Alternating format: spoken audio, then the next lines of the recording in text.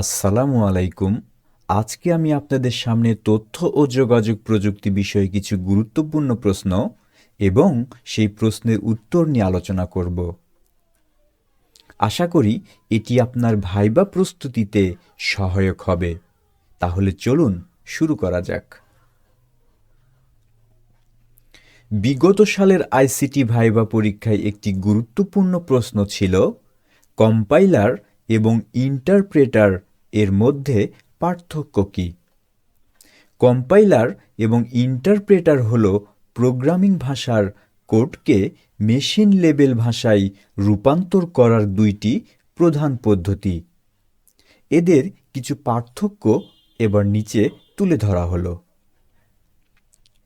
পার্থক্যর দিক: কোড রূপান্তরের ধরন।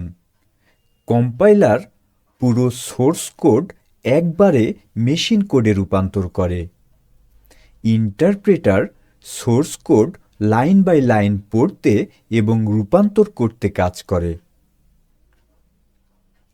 রূপান্তরের গতি: কম্পাইল করার সময় ধীর, কিন্তু প্রোগ্রাম রান করার সময় দ্রুত।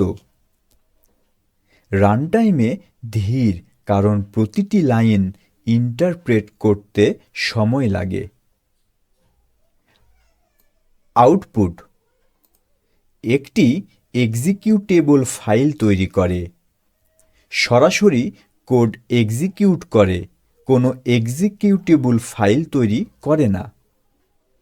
ডিবাগিং: কম্পাইলার করার সময় সমস্ত ত্রুটি একসাথে দেখায়। প্রতিটি লাইনে ত্রুটি হলে সাথে সাথে দেখায়। ব্যবহার: যেমন C, C plus plus, Python, JavaScript. Memory ব্যবস্থাপনা: কম্পাইলার এক্সিকিউটেবল ফাইল তৈরি করে যা পরবর্তীতে মেমরিতে সংরক্ষিত থাকে। ইন্টারপ্রেটার সরাসরি কোড এক্সিকিউট করে, তাই কোড রান করার সময় মেমরি ব্যবস্থাপনা হয়। ইন্টারপ্রেটার এবং কম্পাইলারের উদাহরণ হল কম্পাইলার ভিত্তিক ভাষা C, C plus plus. Interpreter ভিত্তিক ভাষা হল পাইথন। এছাড়াও কিছু প্রোগ্রামিং ভাষায় উভয়ের সংমিশ্রণ রয়েছে, যেমন জাভা, যেখানে কোড প্রথমে কম্পাইল হয়, এরপরে ইন্টারপ্রেট হয়। আশা করি কম্পাইলার এবং ইন্টারপ্রেটারের মধ্যে পার্থক্য কী সেটা ভাইবা পরীক্ষায় আসলে খুব সহজে উত্তর দিতে পারবেন। এ ধরনের ভিডিওগুলো যদি আপনার উপকারে আসে অবশ্যই কমেন্ট করে জানাবেন।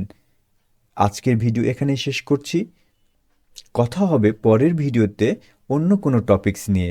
সেই পর্যন্ত সবাই ভালো থাকবেন।